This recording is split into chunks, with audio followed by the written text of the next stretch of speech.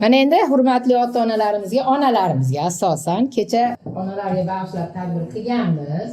Lekin afsus, hammani ham jalb qilishni imkoni ham yo'q. Onalarimiz birinchidan band bo'lib qoladi, ikkinchidan sig'dirib olishga ham imkoni bo'lmay qoladi. Agar hamma ota-onalar onani bo'sh vaqtini mo'ljallagan taqdirda ham shu sababli kechagi tadbirimizni onalarga sovg'a sifatida alohida sinfimizda videosini tayyorlab jo'natishga niyat qildik. Mana o'quvchilarimiz kechagi tadbirda sizlarga bag'ishlab aytgan she'rlarni chiroyli qilib aytib bermoqchi. Qani qizlarimizdan boshlaymiz. Eshitamiz. Bu hamma sinfimizdagi hamma o'quvchilarning onalariga, umuman onalarimiz onalariga, faqat Shukronaning onasiga emas, barchamizga onamizga sovg'a. Onamga tashvishim aytib nolibman. Goh oromim buzib orom olibman, dunyoga berilib bilmay qolibman. Onamning sochiga oqlar tushibdi. O'zimni oqlashga bahonam ishlar, o'tkinchi shon shuhrat soxta olqishlar, o'tib ketibdi-da qancha yoz ishlar, onamning sochiga oqlar tushibdi. Yashang qizlarim. O'sha sochlardagi oqlar bizni tashvishimizda ne qilib olib qarasak. Ha. Quloq Jannatim ona. Poyingizga bosh qo'yib bugun, ko'nglingizni olaman ona. Har narsadan qo'yib men ustun, sizni juda yaxshi ko'raman ona. Dard yo'qlasa uxlolmaysiz hech, ming bor yig'lab kulolmaysiz hech. Aytay bugun bo'lmasidan kech, ona sizni yaxshi ko'raman. Yashang. Bu ham Muhammad Sodiq ayasiga emas, hammamiz ayamizga bag'ishlangan she'r. Siz ayolsiz shirin, so'zli muloyim, latofatni bergan sizga Xudoyim. Yuzingizdan oy ham boqib uyalar, Zuhro yulduz havas bilan nurlar. Muhabbatda sadoqatli xayoli, muqaddassiz o'zbek qizi ayoli. Siz ayolsiz momo havo naslidan, ochilasiz kelsa bahor faslida. Ishq bog'ida yigitlarning hayoli, muqaddassiz o'zbek qizi ayoli. Sizga ochiq jannatning ham eshigi, qo'lingizda baxtli hayot beshigi. Alla aytib mehr ila boqasiz, bulg'ab qalbda afsud bo'lib oqasiz. Dardga malham bo'lgan mehr giyohi, muqaddassiz o'zbek qizi ayoli. Ay yashang. Onamdek mehribon Munisa opam, bolaligim eslayman sizni har ko'rsam, sizdek vafodorimiz soyam ham muborak bo'lsin sizga ham. Yashang. Opalarimizni ham tabriklaymiz. Sizlarni ko'nglim aslo yoshmay, dardlarni o'zim olaman, bilsang bas. Go'zal yolg'izim singlim, seni o'zimdan ham yaxshi ko'raman.